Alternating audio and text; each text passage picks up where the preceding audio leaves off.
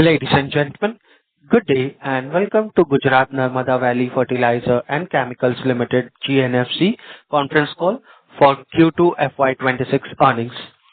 This call is being hosted by Anurag Services LLP on behalf of GNFC Limited.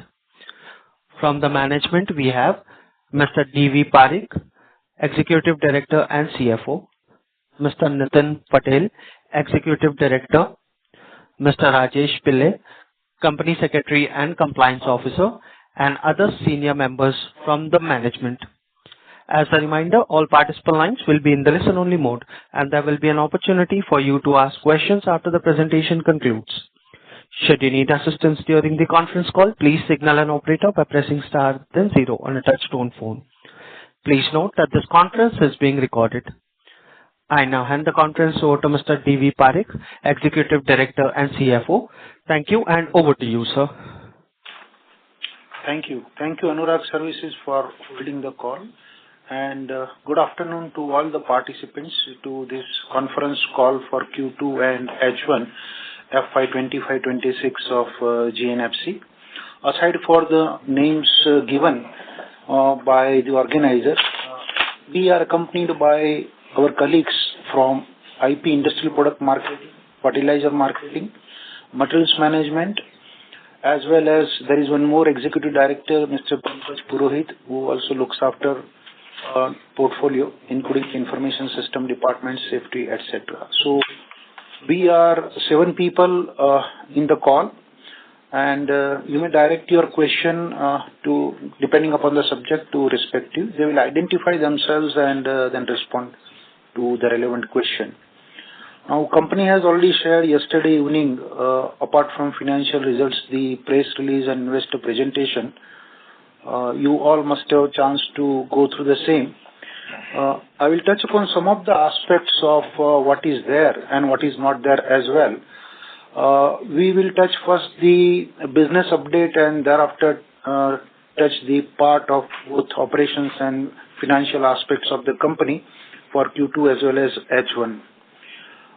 In terms of the business update, as you know, yesterday the board has given a go-ahead for the long-awaited project of ammonium nitrate melt 2, having a capacity of 163,000.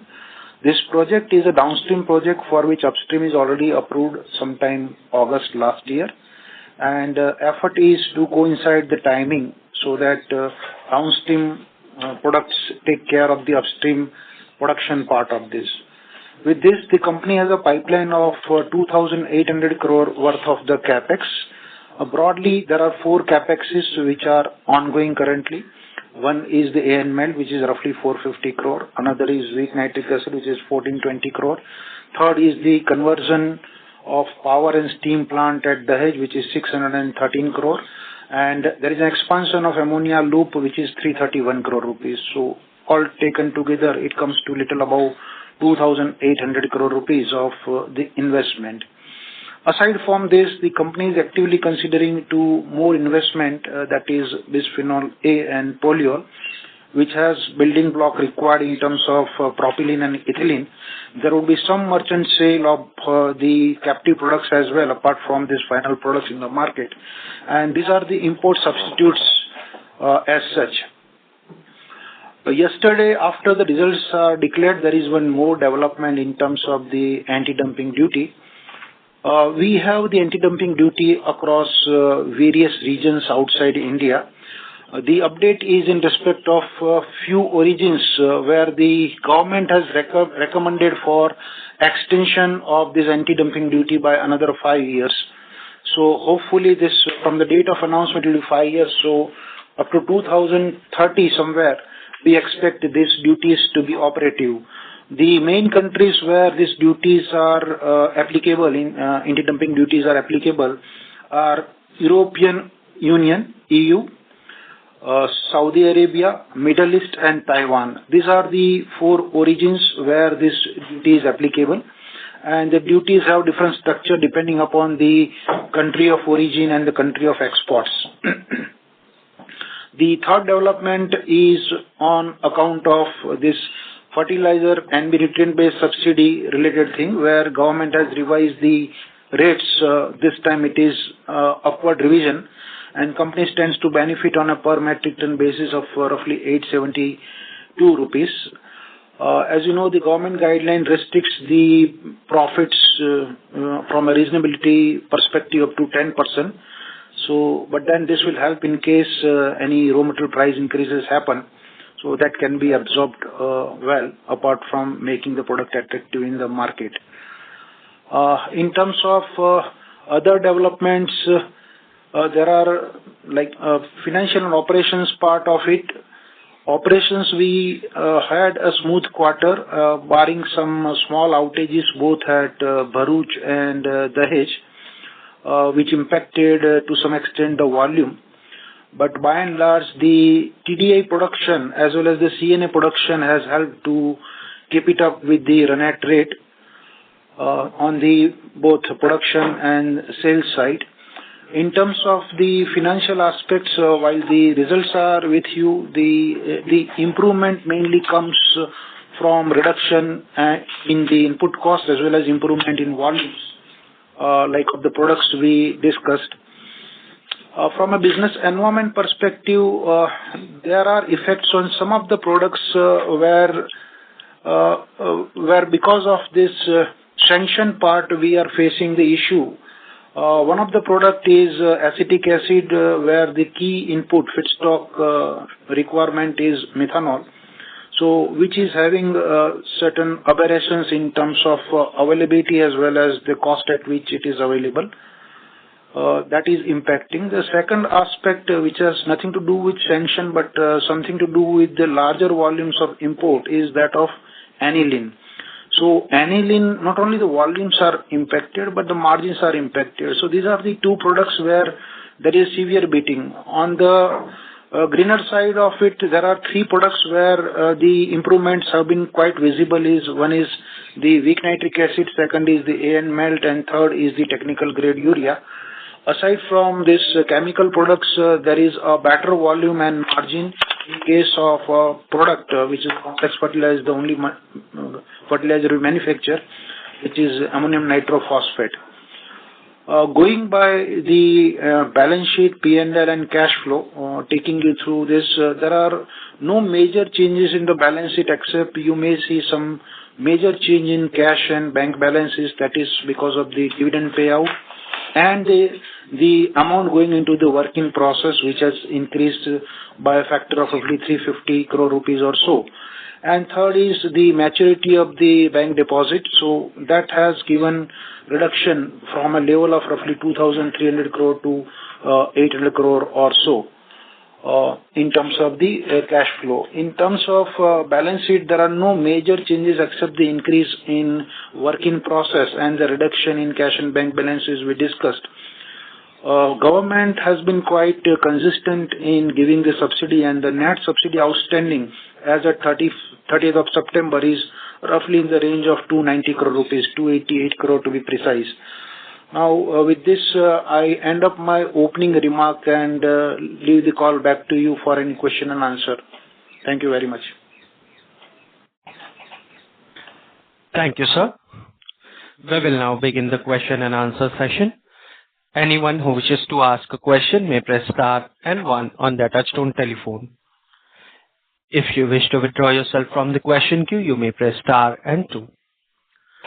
Participants are requested to use handset while asking a question. Ladies and gentlemen, we'll wait for a moment while the question queue assembles.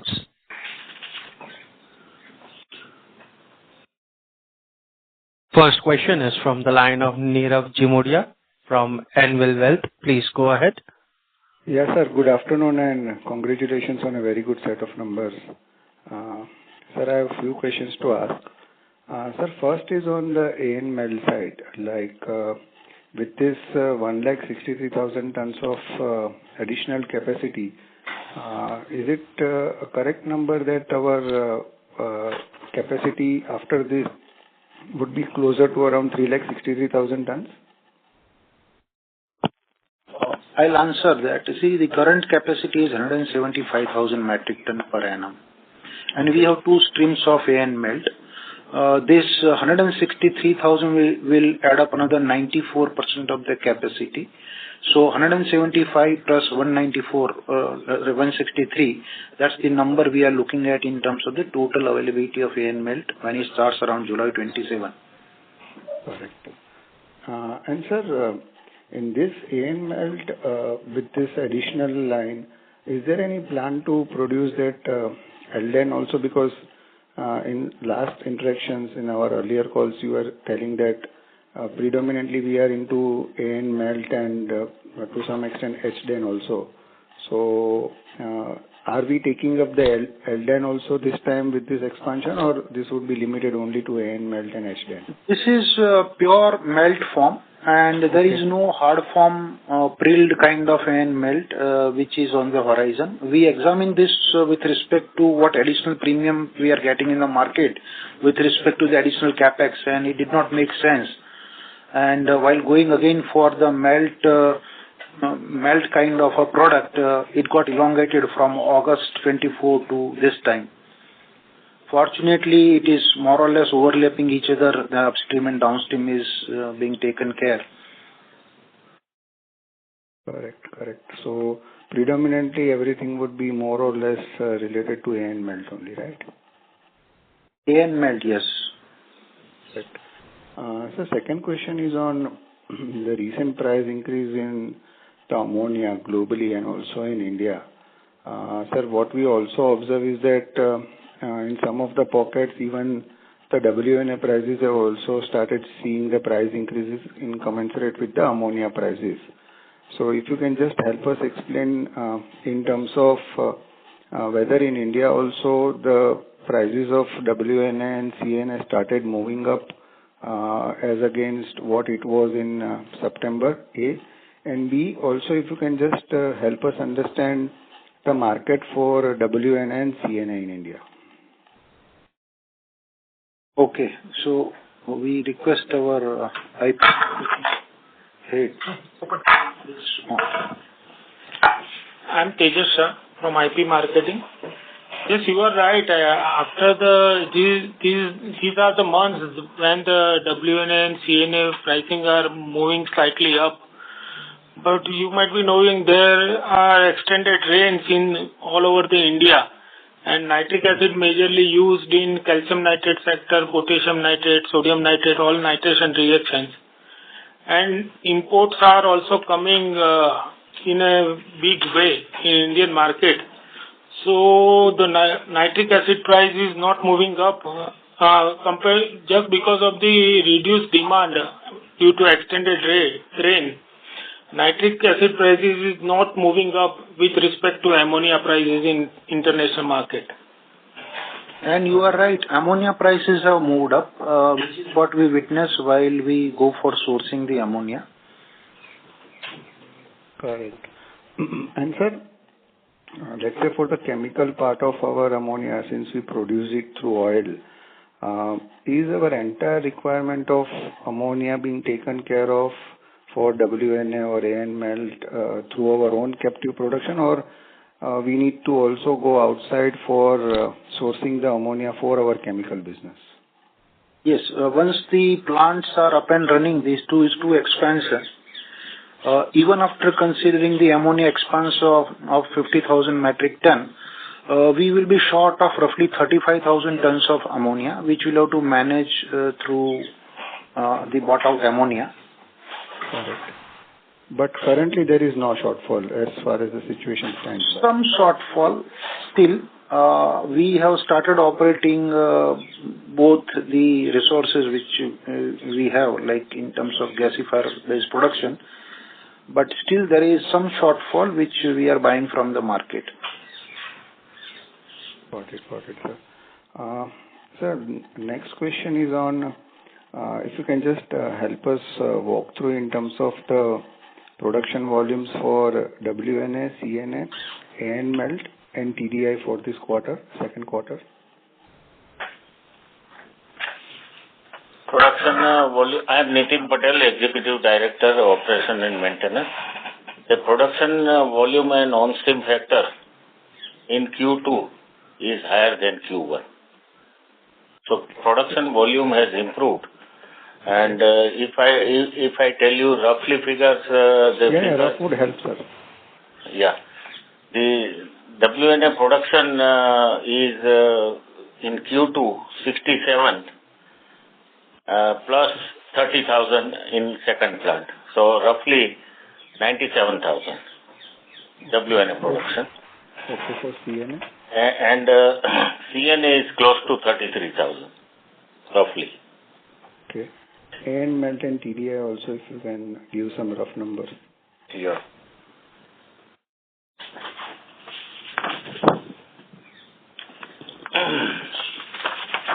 AN melt is 73,000 roughly.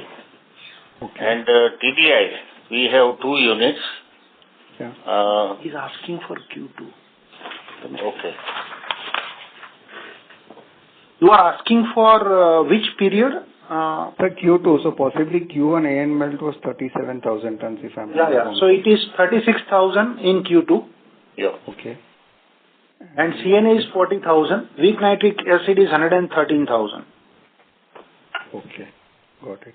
And sir, TDI last quarter was like close to around 16,000 tons. So what was the number for Q2? Q2 is around 15,600 roughly. Got it, sir. Sir, next question is on the cost savings which you were highlighting earlier in terms of appointment of A.T. Kearney, and they were under several stages of working. So has anything finalized here in terms of the operation part?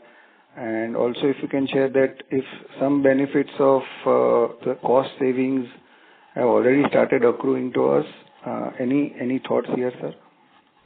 Yes, we covered last time that A.T. Kearney was appointed. Their appointment has been at that point in time for phase 1. Now, at the end of quarter 2, they have been appointed for phase 2 to realize those kinds of savings, and their help is being taken. They have identified a few areas for achieving this saving, from procurement to operations, meaning in steam power operations and digital deployment-based saving, etc. And there is a number which runs into a couple of 100 crores, which we expect on a per annum basis, where both the teams, GNFC team and A.T. Kearney, is working on. Okay. So, and since the assignment started effective more or less sometime early October, so we will see the traction in time to come, couple of quarters. They are appointed as of now for achieving this over 12-month period when we are talking about the annualized saving. Correct. So possibly second half of next year, we should start seeing most of the benefits coming through the P&L. Yes, by that time, yes, it is expected that this saving should flow to the P&L. Correct. Sir, one more question before I again join back in the queue. Sir, in your opening remarks, you mentioned that we are evaluating, I think, BPA and polyols. So, like BPA, we already have a phosgene availability with us, but the phenol has to be procured, and for polyols, I think propylene, which is again a shorter material in Indian market, given the kind of the value chain presence it has. Any thoughts here, sir? Because when we see polyols, there is a lot of dumping into India so far as polyols is concerned, and BPA generally, most of the players, what we see is more of an integrated plant from phenol, bisphenol, or let's say polycarbonate. So this is the chain where most of the people operate in. So we have picked in between the value chain product. So any thoughts here in terms of going ahead with, or let's say evaluating these two products? You are right. First of all, the chain is ending up to polycarbonate. However, in case of polycarbonate, the biggest challenge is sourcing the technology. And while around 6 to 7 options were evaluated, primarily 2 options look very attractive, which are import substitute, which is BPA and polyol. The building block for this is propylene and ethylene. aside from feedstock of benzene. Phenol, we will have an upstream production line of phenol as well. And there is a material balance done from phenol to bisphenol A and polyol. So, the current projections are this market is growing at the rate of roughly 7%. Both, some is at 7.2, the other is at 7.6. So we think at 7%. And we are in the process of doing two things. One is a detailed market survey for this. And the second is working out the TEFR, the feasibility part of it. Prima facie, the feasibility which is indicated by A.T. Kearney is leading to, in principle, decision to pick up this two project. But more we will come to know over a couple of quarters down the line. The expected capex of both taken together might work out to the range of roughly 7,000 to 8,000 crore as of now, which is a ballpark figure. TEFR will tell us more about, depending upon the technology and other aspects involved, as to where it can go. Correct. And this would also include the upstream phenol plant, this 7,000 to 8,000 crores. Yes. Yes. Correct.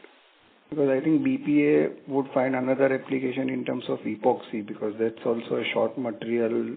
Most of the epoxy players. That is a predominant application. Yes. Correct. Got it, sir. Thank you so much, sir. I'll join back again in the queue. I have a few more questions to ask. So. Thank you. Before we move to the next question, a reminder to the participants to ask a question. You may press star and 1. Next question is from the line of Atul from ICICI Prudential Mutual Fund. Please proceed. Yeah, hi. Thank you so much. So just two questions. One on the balance sheet, you mentioned some FD maturities. So can you just highlight, like cash flow mentions you've invested in some deposit or something. So can you just highlight where you have invested that money? See, there are three components to that reduction. If you see the balance sheet summary which we have given, both in an investor presentation as well as a press release, there is a net change of roughly 1,800 crore rupees. Okay. First part is the dividend distribution which we did at the rate of 18 rupees per share. And we carry roughly 14.6 crore worth of shares. So that's the one payout, major payout. The second major payout is around close to 375 crore of the capex which is incurred during the quarter. And the third, the remaining is the change you will see in the other assets of roughly 1,000 crore rupees, which is a switchback from the fixed deposits to some other forms of investments. So this is how it reconciles to that change of 1,800 crore. Yeah. No. So what exactly would be these investments? Like, are these bonds or deposits or? Okay. Depending upon the available rates, as of now, we have parked with GSFS, where the rates are better than the other options. Okay, got it. Fair, sir. That's it. And sir, secondly, on the two new under consideration projects that you highlighted. So for now, basically the capex amount you indicated, including phenol, etc. So those, as of now, the phase 1 is over. So that means in terms of newer products, broadly you are done, or you think you can look at further projects as well, or right now these would make sure that the plate is full in terms of new capexes? No, it is not like that. See, like in the last call, we said we have identified a chest size of roughly 15,000 crore rupees. Okay. And we are prioritizing in terms of what is possible from a financial standpoint and from the availability of technology point of view also. For example, we were also considering to look at as a product MDI, but the biggest challenge in this kind of product is that of a technology license. So even if it is lucrative and we have a chance to do that, that's a first hurdle to cross, and which is the most difficult hurdle to cross. So we will keep on looking at the various options, and as you know, aside from the cash, we also have regular accruals, and borrowing is also not a problem as long as the project profile is really attractive in terms of the return. So has that answered your question, or you have anything more to be answered? No, broadly got it, sir. So basically, you are saying these two projects are the one where you have till now finalized you can easily get the technology and broadly the products, etc. Now you'll do the market survey and looks to be this can be done is what you are trying to tell us. But that doesn't stop us from going into newer products if we get the tech tie-up, etc. Yes.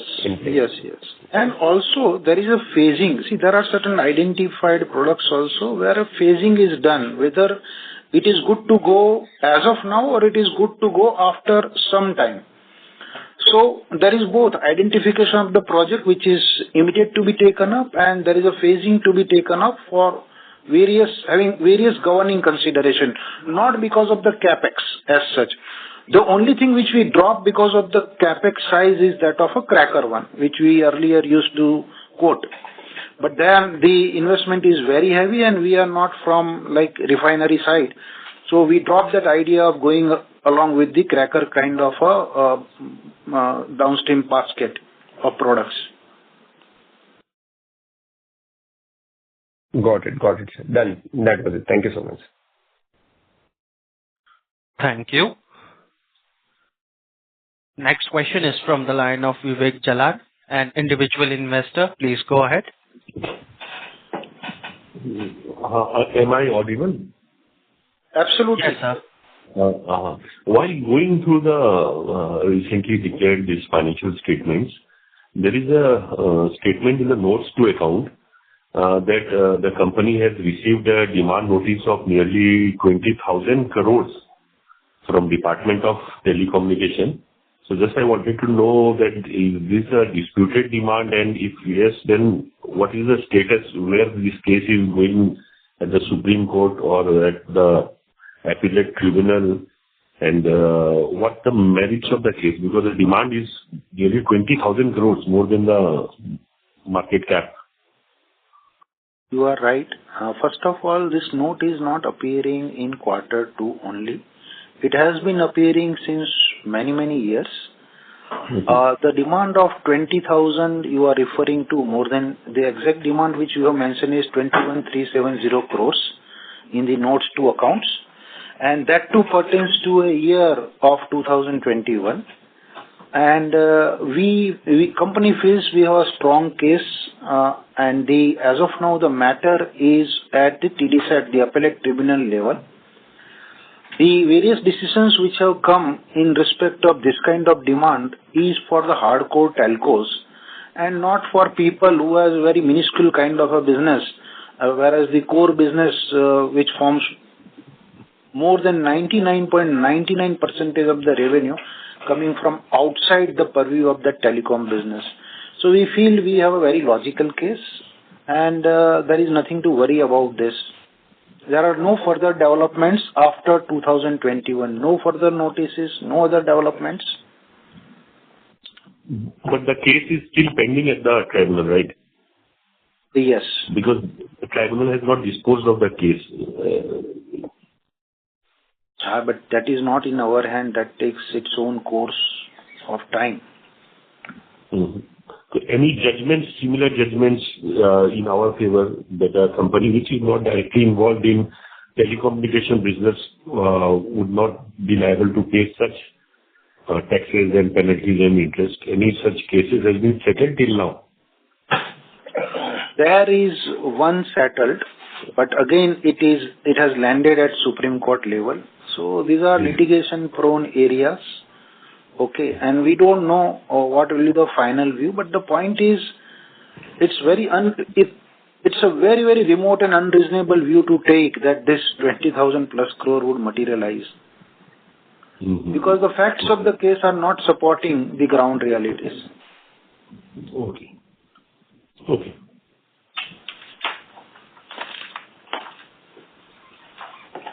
Mr. Jalan, does that answer your question? Yes.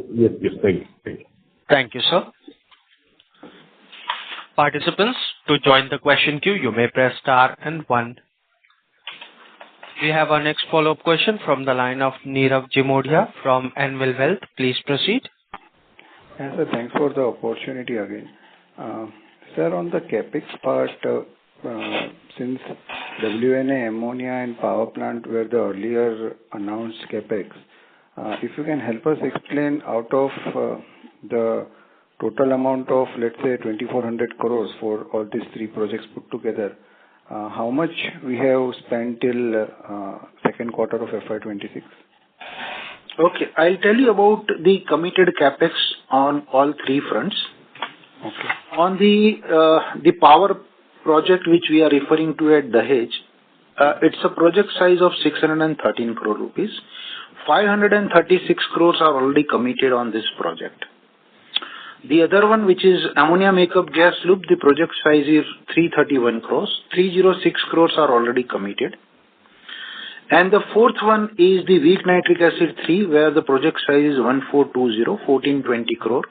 And the commitment is 1128 crore rupees, already done. Okay. Correct.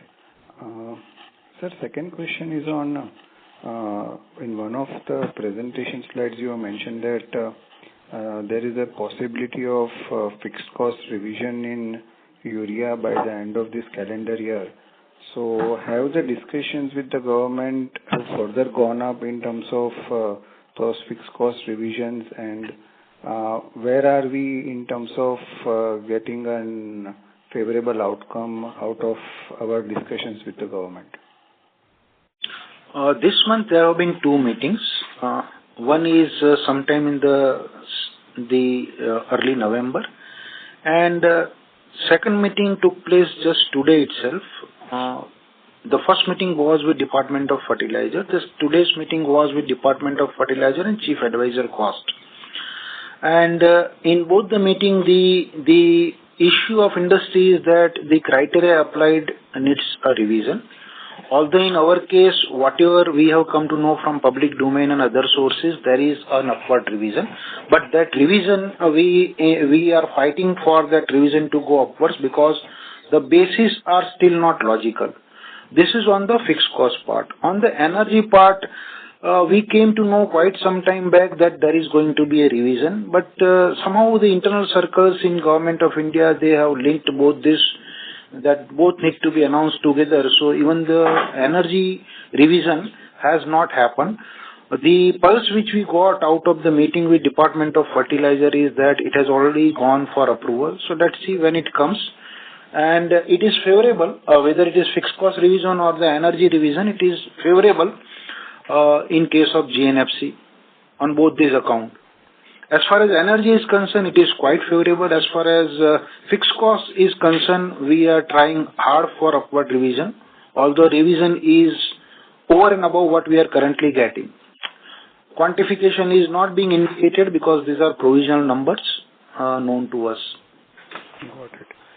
Sir, so let's say by whatever confidence we are getting in terms of the numbers from the authorities, would it help us to wipe out the losses from the fertilizer segment with the kind of numbers what we are looking at, or whatever maybe, let's say, the ministry is currently working on and the indications what we have got? Wiping out is not going to happen, but there is going to be substantial reductions in the losses being reported in the fertilizer segment. Aside from this, there is also a plan to work out something within the fertilizer, which has been the active discussion point in the meetings at management level. So that might contribute in time to come, like what other companies are doing. Okay. Correct. Sir, some bookkeeping numbers again. So, if you can help us understand or tell us what was the total ammonia production in Q2, and if you can bifurcate between gas and oil, that would be helpful. Total ammonia production was 138,210. And roughly 65% is gas based. for neem coated urea. Correct. Sir, last bit from my side. You touched upon TGU as one of the contributor to the improved profitability this quarter. So if you can just help us understand in terms of our capacity, it is fully utilized currently, and have we seen the price improvements in recent months for TGU?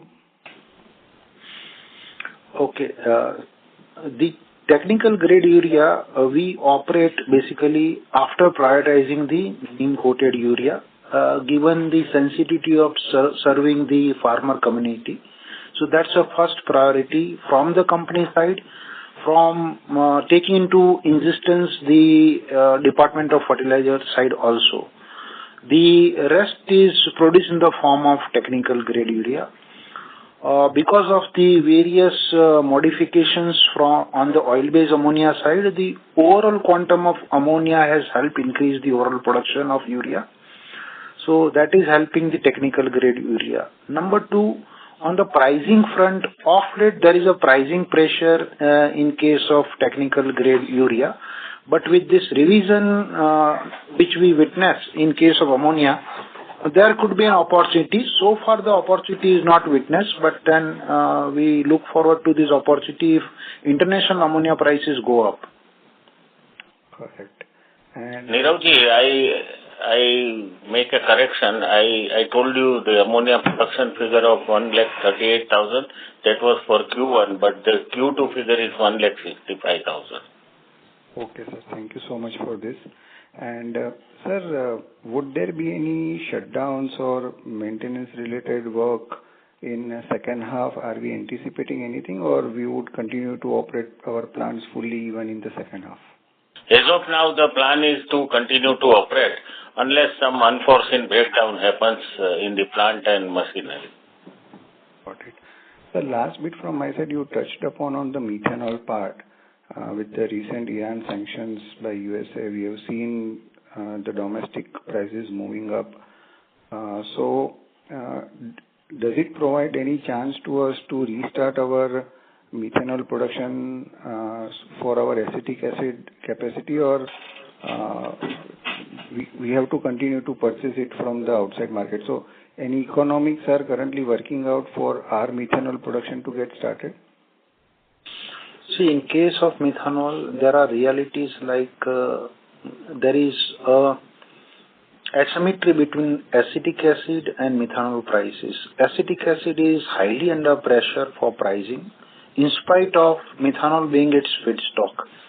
Secondly, methanol, when we buy from outside versus what we have a gas-based facility, and the gas prices currently prevailing are still higher, and that is not making it amenable to captive production as of now. So we buy it, and at times do witness spikes. It is not about the sanction on Iran. That has happened way back. It is about sanctioning the importers who have been buying from Iran. So that is where the second order impact which has come into operation, and that has strayed a few of the vendors away because they say they are facing some difficulty. So that's the situation on methanol. Got it, sir. Very, very helpful. Thank you so much, sir, and wish you all the best. Thank you. Next question is from the line of Vivek Jalan, an individual investor. Please go ahead. Thank you for giving me the second opportunity. After hearing from you that the demand of DOT, Department of Telecommunication, does not stand its merit. I just read it. Yes, it was true that the demand does not stand merit, and DOT has withdrawn demands against many PSUs like GAIL and Power Grid and Oil India. Just I wanted to know that when DOT has withdrew its demand against other PSUs, so not why us, means they have already withdrawn the demand of other PSUs. Then why not they withdrawn the demand of the GNFC? Okay, technically they are real PSUs, Okay. And we are a joint sector company. Okay. So that's the difference. That's a sort of a difference which has played out. We represented that no matter whether it is joint sector, predominantly we are a state PSU kind of thing. But people have their own yardstick. The other side has its own yardstick to look at the company. Okay. Thank you. Got the point. Okay. But the company, you all are confident that this demand will not materialize because of that PSU thing, the Supreme Court intervention that. No, we are confident based on the fundamentals of what business we used to do and the proportion of the business thereof. Okay. Thank you. Thank you. Next question is from the line of Pawan Kaware from Nayan M. Wala Securities. Please go ahead. Hello. Good afternoon. Am I audible? Yes, please go ahead. Okay. Congratulations on good improvement in the margin. So my question was on repetition. If you can repeat the H1 volumes for WNA, CAN, AN melt, and TDI acid acid. H1 volume? H1. Yes. Yeah. H1 volume for WNA is 1,46,000 and 64,000 in second plant. Okay. And CNA is around 70,000.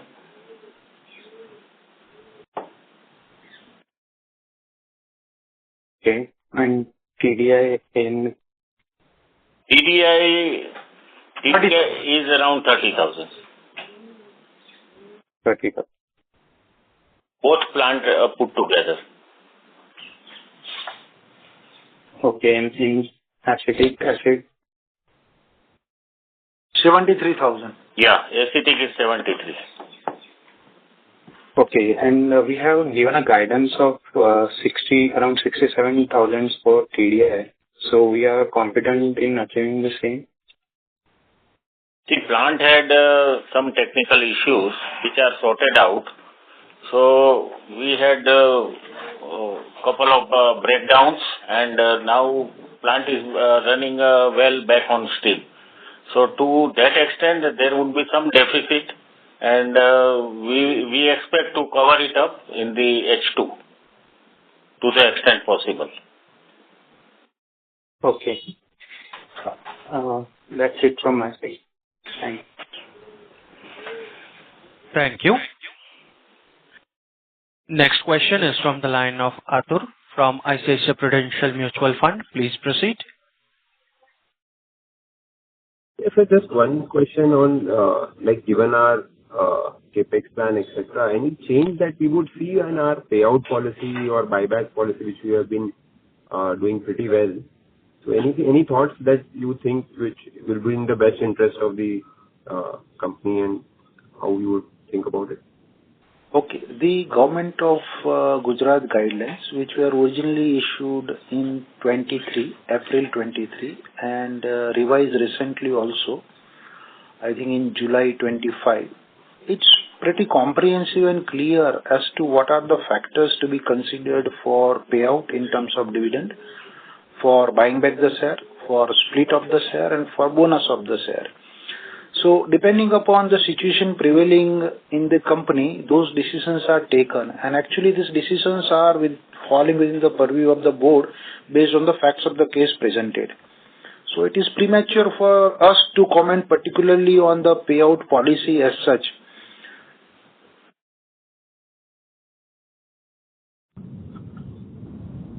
Got it, sir. Okay. Fair. Thanks. Thank you. Next question is from the line of Pawan Kaware from Nayan M. Wala Securities. Please proceed. Hello. Thanks for the opportunity again. One last question on the revenue mix. Do TGU, TDI and AN melt lead over the sales in H1?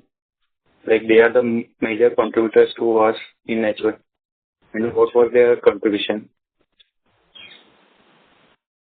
You want contribution in terms of rupee or the share In of revenue within the share of revenue or in terms of sales also fine. Okay, share of revenue of TGU and I believe TGU and TD and AN Mills are top contributors till Compared to, if we compare with Q1, the AN Melt is almost same. As far as the contribution is concerned, it is slightly downward. Second one is TGU. TGU sales is good compared to previous quarter, around 7%. And contribution wise, it is also good, around 8%. And third thing, TDI.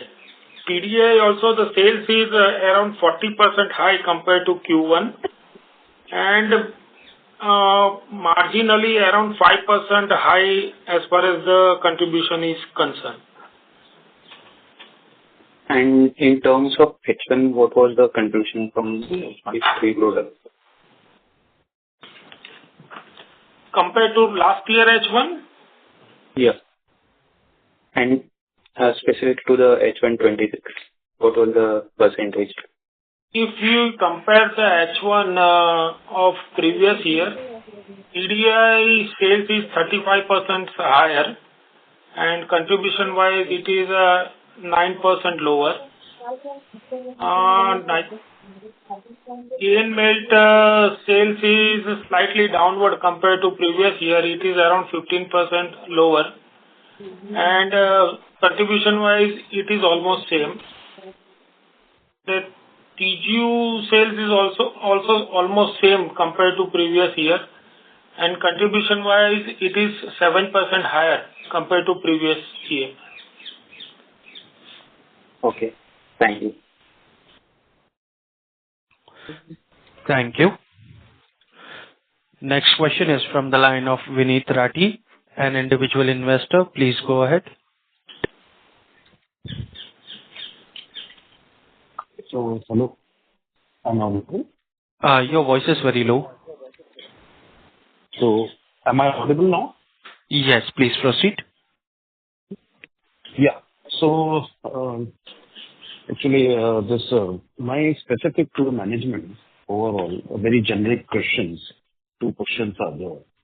So, one is on overall, basically, when we say lot of investments we have done, which are basically non-operative investment in various government bonds, holding of different shares of various other companies. I mean to say within Gujarat, GSFC, like, and all those shares. So if we see overall income, and to the extent of investments what have been done, the income yield is very low. This has been going on historically. It's not that anything new has happened. But I feel that I mean to say that there has to be certain rational. I mean to say so much holdings we have on the bond security numbers. Why can't we invest in some good business ventures and lot of opportunities which are coming? And second question is also connected to this, that what is the update on the management? I mean to say, I heard it a year back that we have appointed some management consultants for some new businesses and all that. But we are not seeing any kind of progress in that. So, I'm on call. Okay, coming to your first question about the investment. See, the investment in other government of Gujarat companies is a matter of decision which is taken by board from time to time. Okay, and these are strategic in nature. If you see other PSUs also, they also have holdings. Let me give you an example. We hold, let's say, some holding in GSFC. We hold some holding in GSPL. We hold some holding in Gujarat Gas. Let's talk about a CPSU, Petronet LNG, okay, or BPCL. BPCL has also invested in a venture called Petronet LNG and few other companies. If you take GAIL, same is the case. So there are certain decisions which are of a strategic nature, and if you see, it is not only the dividend part of it. They have grown substantially in terms of their payout. A payout in the sense, it's an unrealized payout as of now, which is a capital appreciation we have seen. If you look at the cost of investment versus the fair value which is there on the balance sheet, it is substantially higher. And if one calculates in terms of the rate of return, the capital appreciation is significantly higher, whether it is the investment in GACL, Gujarat Gas, GSPL, or even GSFC. This is how other companies are also doing. As far as the investment in GSEC and other parties concerned, you take any nifty company. Let me give you the example of a company like Reliance, or you can take even the CPSU. We have analyzed the broad spectrum of what all they invest in. Reliance, for example, has thousands of crores invested in GSEC. They have thousands of crores in bank fixed deposits. They have invested in other businesses which are their own expansionary businesses. And this is evident not because I am saying, it is evident from their balance sheet. You take any CPSU, let me give you the example of a Petronet LNG. They have roughly 8,000 crore on their balance sheet. Where are they invested? Fixed deposits. So, but at the same time, they have certain plans. They have a capex plan. They are going for a new jetty at Dahej. Let's say they are going for a new terminal in Orissa. So on and so forth. Depending upon the capex plan, they have a plan to utilize and not immediately deploy. So there is nothing wrong with it. And if we are thinking about a chest size of 15,000 crore, this will be utilized in time to come, in a very short time to come. But the key thing is identifying a reasonable opportunity to invest.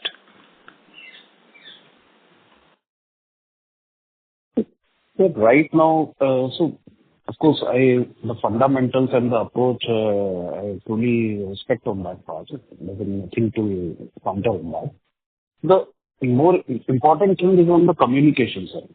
Like, okay, fine, I mean to say that, okay, fine, these, like right now is when I say that almost 40% of the overall market cap what we have, in these are invested in these kind of very low yielding assets right now.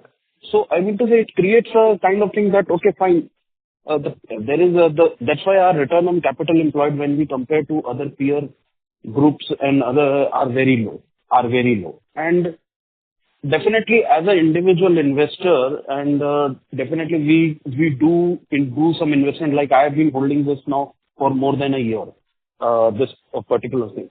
We do have in mind that, okay, certain things you will be done, but it's very, very slow, sir. It's very, very slow. I mean to say, I don't know when all these will materialize. And when we see other peer companies or other peer groups, they are running at a very handsome valuation. So somewhere you feel that, I don't know what badly some analysis you did. So that raises a certain, basically on the conduct that, okay, fine, the communication, okay, what expansions are you doing, and certain timelines also. With a dedicated fact that, okay, fine, these are the timelines, these are the things. So those are lacking.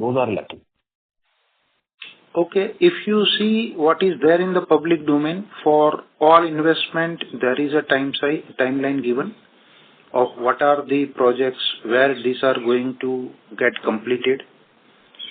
As far as your question on valuation is concerned, okay, normally a private player is not comparable whether it is a state PSU or a central PSU, and that is the case across India. You take anyone, you take ONGC, you take Petronet, you take BPCL, you take any company, IOCL. So it is not a sort of exception. That's the way the market is designed. I mean, we can't do something like a private player does. Okay, and at the same time, the major decisions like capex are supposed to be slow because they need to be carefully examined. Because once you commit, it's a permanent commitment of a lifetime almost. So, okay, if you hold it for a year, you might feel a brunt of it, but then this is the way the whole capital market in India is working. So what's wrong with that? In terms of communication, we would request you to go through what is available in the public domain. It is published just yesterday, and it will give you the timeline for all capex projects. Definitely, sir. I will go through, as you have mentioned. I will go through in more details, and definitely if any questions, queries are there. Yes, you are welcome. We have an investor services line, and you are welcome offline also with any questions. Definitely. Thank you. Thank you. Participants, to ask a question, you may press star and 1.